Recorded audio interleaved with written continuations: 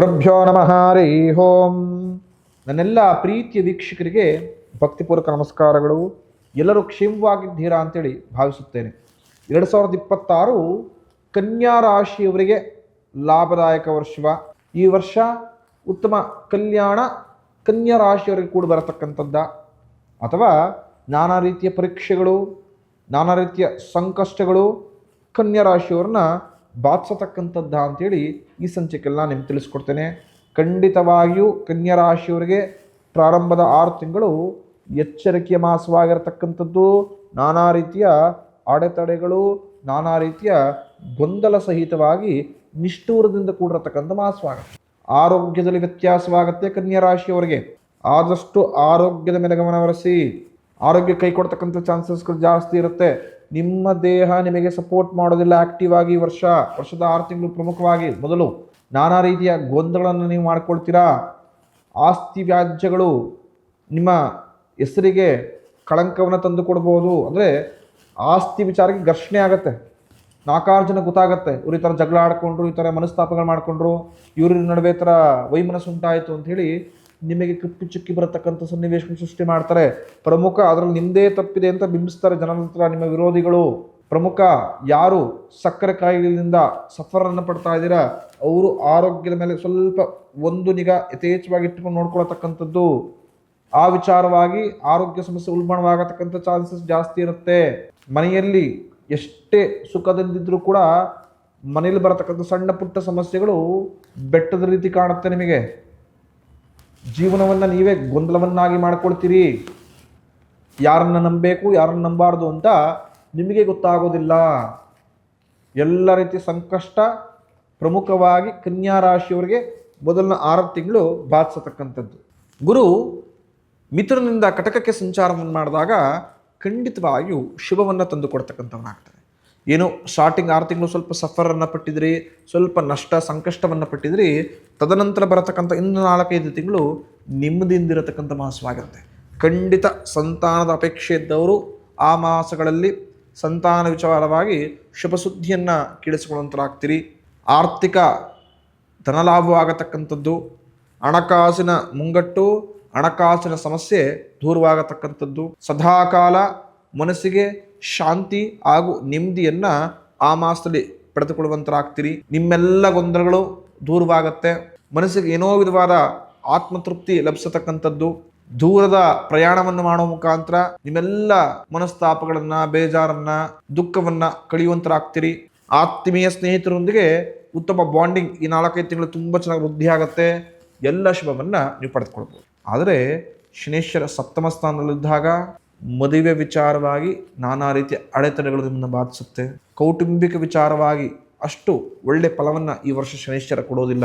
ಜನರ ವಿರೋಧವಾಗತಕ್ಕಂಥದ್ದು, ಮದುವೆ ವಿಚಾರಕ್ಕೆ ತುಂಬ ಬೇಜಾರಾಗತಕ್ಕಂಥ ಸನ್ನಿವೇಶಗಳು, ಅಥವಾ ಸಮಾಜದಲ್ಲಿ ಅಗೌರವ ಸಹಿತವಾಗಿ ಅಪನಿಂದನೆಗಳು ಆಗತಕ್ಕಂತಹ ಒಂದಷ್ಟು ಸನ್ನಿವೇಶಗಳನ್ನ ಸೃಷ್ಟಿ ಮಾಡಿಬಿಡ್ತಾರೆ.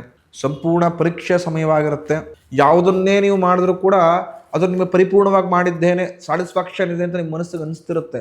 ಆದರೆ ಸಣ್ಣ ಪುಟ್ಟ ಒಂದಷ್ಟು ಲೋಪದೋಷಗಳು ನಿಮ್ಮ ಕಣ್ಣಿಗೆ ಕಾಣಿಸೋದಿಲ್ಲ.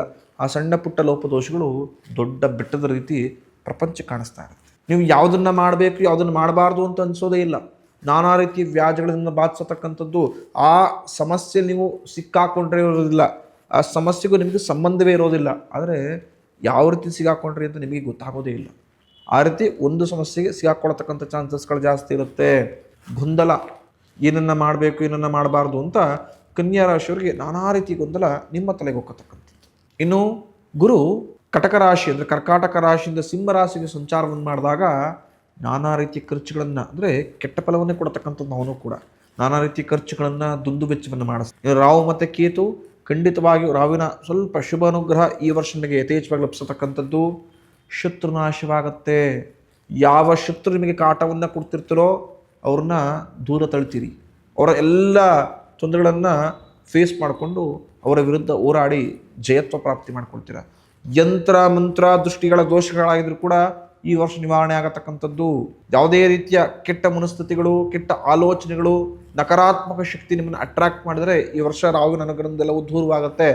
ಧನಾತ್ಮಕವಾಗಿ ಅಂದರೆ ಪಾಸಿಟಿವ್ಲಿ ನೀವು ಇಂಪ್ರೂವ್ ಆಗತಕ್ಕಂಥದ್ದು ನಿಮ್ಮ ಮನಸ್ಥಿತಿಗಳು.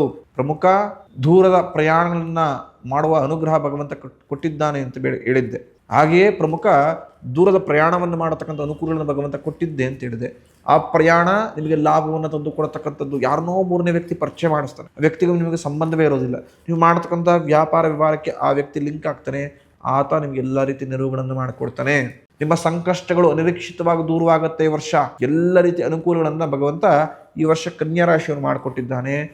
ಆದರೆ ಕೆಲವು ವಿಚಾರಗಳು ಎಚ್ಚರಿಕೆಯ ಹಾಗೂ ಬುದ್ಧಿವಂತಿಕೆ ಹೆಜ್ಜೆ ಇಡತಕ್ಕಂಥದ್ದು.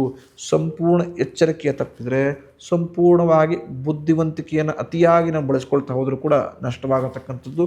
ಎಷ್ಟು ಬೇಕೋ ಅಷ್ಟು ಬುದ್ಧಿವಂತಿಕೆಯಿಂದ, ಎಷ್ಟು ಬೇಕೋ ಅಷ್ಟು ನಯವಾಗಿ ಕೆಲಸವನ್ನು ಮಾಡಿ ಖಂಡಿತ ಜಯತ್ವ ನಿಮ್ಮದಾಗಿರತಕ್ಕಂಥದ್ದು.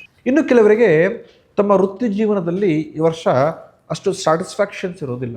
ಏನನ್ನೋ ಮಾಡಬೇಕು ಅಂತೀರಿ, ವೃತ್ತಿಯಲ್ಲಿ ಇಷ್ಟೆಲ್ಲ ಅಭಿವೃದ್ಧಿ ಆಗಬೇಕು ಅಂತ ಕನಸನ್ನು ಹೊತ್ಕೊಂಡಿರ್ತೀರಿ, ಅಷ್ಟೇ ಶ್ರದ್ಧೆಯಿಂದ ಕೆಲಸ ಮಾಡ್ತಿರ್ತೀರಿ. ಆದರೆ ಆಗತಕ್ಕಂಥ ಸಣ್ಣ ಬದಲಾವಣೆಗಳು ನಿಮ್ಮೆಲ್ಲ ಕೆಲಸ ಕಾರ್ಯವನ್ನು ಮಾಡಬೇಕು ಅನ್ನೋ ಇಂಟ್ರೆಸ್ಟ್ ನಿಮಗೆ ಕಮ್ಮಿ ಆಗಿಬಿಡುತ್ತೆ. ಏನನ್ನು ಮಾಡೋದು, ಅದಾಗೇ ಇರಲಿ, ಮುಂದಿನೇನೋ ಮಾಡೋಣ, ಮತ್ತು ಮುಂದಿನೇನೋ ಸರಿ ಮಾಡ್ಕೋಣ, ಈ ಥರ ಕನ್ಫ್ಯೂಸ್ಗಳಲ್ಲೇ ಸಂಪೂರ್ಣ ವರ್ಷ ಗೊಂದಲವಾಗಿ ಪರಿವರ್ತನೆ ಮಾಡ್ಕೊಳ್ತೀರಿ. ಆತ್ಮೀಯರ ಮಾತುಗಳು ಯಾವಾಗಲೂ ಕೂಡ ಪ್ರೇರಣೆಯನ್ನು ಕೊಡತಕ್ಕಂಥದ್ದು ಇರಬೇಕು. ಆದರೆ ಆತ್ಮೀಯರು ಯಾವುದನ್ನು ಹೇಳ್ತಾರೋ ಎಲ್ಲವನ್ನೂ ನೀವು ಕೇಳಿಸ್ಕೊಳ್ತಾ ಹೋಗ್ತೀರಾ, ಎಲ್ಲವನ್ನೂ ಕೂಡ ಇಂಪ್ಲಿಮೆಂಟ್ ಮಾಡ್ತಾ ಹೋಗ್ತೀರಾ. ಈ ವರ್ಷ ಅವ್ರು ಹೇಳ್ತಿರತಕ್ಕಂಥದ್ದು ನಿಮಗೆ ಸರಿ ಇದೆಯೇ, ತಪ್ಪಿದೆಯೇ, ಅಥವಾ ಆ ವ್ಯಕ್ತಿಯ ಸಂದರ್ಭವನ್ನು ತಪ್ಪು ತಿಳ್ಕೊಂಡು ತಪ್ಪು ಸಂದೇಶವನ್ನು ಕೊಡ್ತಾ ಇದ್ದಾನ, ಏನನ್ನೂ ಯೋಚನೆ ಮಾಡೋದಿಲ್ಲ. ಅವ್ರು ಹೇಳ್ತಿರತಕ್ಕಂಥದ್ದು ಅಷ್ಟು ಸತ್ಯವೇ ಇರಬೇಕು, ನಾನೇ ತಪ್ಪು ಗ್ರಹಿಕೆ ಮಾಡ್ಕೊಂಡಿದ್ದೀನಿ ಅಂತ ನಿಮ್ಮಲ್ಲೇ ನಿಮಗೆ ಕಾನ್ಫಿಡೆನ್ಸ್ ಇಲ್ಲದೆ ಈ ವರ್ಷ ನಾನಾ ರೀತಿಯ ಸಮಸ್ಯೆಗಳನ್ನು, ಜನರೊಂದಿಗೆ ನಾನಾ ರೀತಿಯ ಭಿನ್ನಾಭಿಪ್ರಾಯಗಳನ್ನು ಈ ವರ್ಷ ನೀವು ಮಾಡ್ಕೊಳ್ಳುವಂತಾಗ್ತದೆ. ಕನ್ಯಾ ರಾಶಿಯವರಿಗೆ ಯಥೇಚ್ಛವಾಗಿ ಲಾಭವಾಗತಕ್ಕಂಥದ್ದು. ಆದರೆ ಅಧಿಕವಾದ ಖರ್ಚಿನಿಂದ ನಿಮ್ಮೆಲ್ಲ ಲಾಭವನ್ನು ಕ್ಷಣ ಮಾತ್ರದಲ್ಲೇ ಖಾಲಿ ಮಾಡ್ಕೊಳ್ಳುವಂತಾಗ್ತದೆ. ಅಂದರೆ ಲಾಭ ದುಡ್ಡು ಬರುತ್ತೆ, ಕೈಯಲ್ಲಿ ನಿಲ್ಲಲ್ಲ ಅಂತ ಹೇಳ್ತೀವಿ ಗೊತ್ತಾ ಲಕ್ಷ್ಮಿ. ಆ ಥರ ಪರಿಸ್ಥಿತಿಯನ್ನು ಈ ವರ್ಷ ನೀವು ನಿರ್ಮಾಣವನ್ನು ಮಾಡ್ಕೊಳ್ತೀರಿ. ಯಾವುದಕ್ಕೆ ಎಷ್ಟು ಖರ್ಚು ಮಾಡಬೇಕು ಅಂತ ಮಿತಿ ಇಲ್ಲದೆ ಎಲ್ಲದಕ್ಕೂ ಕೂಡ ಹಣವನ್ನು ಸುರಿಯುವಂತಾಗ್ತೀರಿ. ಜನರನ್ನ ಮೂಕವಾಗಿ ಬ್ಲೈಂಡ್ ಆಗಿ ನಂಬತಕ್ಕಂಥ ವರ್ಷವಾಗಿ ನೀವೇ ಪರಿವರ್ತನೆ ಮಾಡ್ಕೊಳ್ತೀರಿ, ಅದು ತಪ್ಪು. ಯಾರನ್ನೇ ಆದರೂ ಪರೀಕ್ಷಿಸಿ ತದನಂತರ ಒಪ್ಪಿಕೊಳ್ಳತಕ್ಕಂಥದ್ದು. ಎಲ್ಲರೂ ನಮ್ಮವರೇ, ಹೇಳ್ತಿರೋದೆಲ್ಲವೂ ನನಗೇ ಸತ್ಯ, ಅವ್ನು ಹೇಳ್ತಿರೋದು ಎಲ್ಲವೂ ನನ್ನ ಒಳ್ಳೆಯದಕ್ಕೆ ಅಂಥೇಳಿ ಆ ವ್ಯಕ್ತಿಯನ್ನು ಪರಿಶೀಲನೆ ಮಾಡದೆ, ಆ ವ್ಯಕ್ತಿ ಹೇಳತಕ್ಕಂಥ ಥಾಟ್ಸ್ಗಳನ್ನು ಕೂಡ ಯೋಚನೆ ಮಾಡದೆ ಎಲ್ಲವನ್ನೂ ಕೂಡ ಫಾಲೋ ಮಾಡ್ತಾ ಇದ್ರೆ ಖಂಡಿತವಾಗಿಯೂ ಸಂಕಷ್ಟಕ್ಕೆ ಈ ವರ್ಷ ನೀವು ಸಿಕ್ಕಿ ಹಾಕಿಕೊಳ್ಳತಕ್ಕಂಥ ಎಲ್ಲ ಚಾನ್ಸಸ್ಗಳಿದೆ. ಕನ್ಯಾ ರಾಶಿಯವರು 2026ರಲ್ಲಿ ಅಂದರೆ ಈ ವರ್ಷ ದುರ್ಗಾ ಪರಮೇಶ್ವರಿನ ಆರಾಧನೆ ಮಾಡ್ತಕ್ಕಂಥದ್ದು. ದುರ್ಗೆ ಸಂಪೂರ್ಣ ದುರ್ಗತಿಯನ್ನು ನಿವಾರಣೆ ಮಾಡತಕ್ಕಂಥದ್ದು. ದುರ್ಗೆ ಖಂಡಿತವಾಗಿಯೂ ಸಂಪೂರ್ಣ ದುರ್ಗತಿಯನ್ನು ನಿವಾರಣೆ ಮಾಡುವಂಥದ್ದು. ಹಾಗಾಗಿ ದುರ್ಗಾ ಪರಮೇಶ್ವರಿ ದೇವಸ್ಥಾನಕ್ಕೆ ಪ್ರತಿ ಮಂಗಳವಾರ, ಶುಕ್ರವಾರ, ಅಮಾವಾಸ್ಯೆ, ಹುಣ್ಣಿಮೆ ದಿನ ಹೋಗತಕ್ಕಂಥದ್ದು ಪ್ರತಿನಿತ್ಯ ಹೋದ್ರೆ ತುಂಬ ಸೂಕ್ತ. ಈ ಜೀವನದಲ್ಲಿ ಆಗ್ತಾ ಇಲ್ಲ ಅಂದರೆ ಈ 4 ದಿನಗಳು ಹೋಗಿ ಪ್ರತಿನಿತ್ಯ ಭಗವತಿಗೆ ಅರ್ಚನೆ ಮಾಡಿಸ್ತಕ್ಕಂತಹ ಕುಂಕುಮವನ್ನು ಧಾರಣೆ ಮಾಡತಕ್ಕಂಥದ್ದು, ಭಗವತಿಗೆ ಅರಸ್ಕೊಳ್ಳತಕ್ಕಂಥದ್ದು. ಹೆಣ್ಮಕ್ಳು ತುಪ್ಪದ ದೀಪವನ್ನು ಹಚ್ಚಿಮ, ಹಾಗೆಯೇ ನಿಂಬೆಹಣ್ಣು ದೀಪದಿಂದ ಬೆಳೆದ ಆರತಿಗಳನ್ನು ದುರ್ಗಾ ಪರಮೇಶ್ವರಿ ಮಾಡತಕ್ಕಂಥದ್ದು ಖಂಡಿತವಾಗಿಯೂ ಮನೆಯಲ್ಲಿ ಧನಾತ್ಮಕ ಶಕ್ತಿ ವೃದ್ಧಿಯಾಗತ್ತೆ. ಶತ್ರು ಕಾಟಗಳು, ಶತ್ರು ಬಾಧೆಗಳು ದೂರವಾಗುತ್ತೆ. ಖಂಡಿತ ಆ ಭಗವಂತನ ಅನುಗ್ರಹದಿಂದ ಕನ್ಯಾ ರಾಶಿಯವರಿಗೆ ಸಂಪೂರ್ಣ ಇಡೀ ವರ್ಷ ಶುಭವಾಗಿರಲಿ ಅಂತೇಳಿ ಆಶಿಸ್ತೇನೆ. ಮುಂದಿನ ಸಂಚಿಕೆಯಲ್ಲಿ ತುಲಾರಾಶಿಯವರ ವರ್ಷ ಭವಿಷ್ಯವನ್ನು ತಿಳಿಸ್ಕೊಡ್ತೇನೆ. ಖಂಡಿತ ತುಲಾರಾಶಿಯವರಿಗೆ ಅನ್ಎಕ್ಸ್ಪೆಕ್ಟೆಡ್, ಒಂಥರ ಕನ್ಫ್ಯೂಸಿಂಗ್ ಸಹಿತವಾಗಿ ಲಾಭದಾಯಕ ವರ್ಷ. ಅದನ್ನು ಮುಂದಿನ ಸಂಚಿಕೆಯಲ್ಲಿ ತಿಳಿಸ್ಕೊಡ್ತೇನೆ.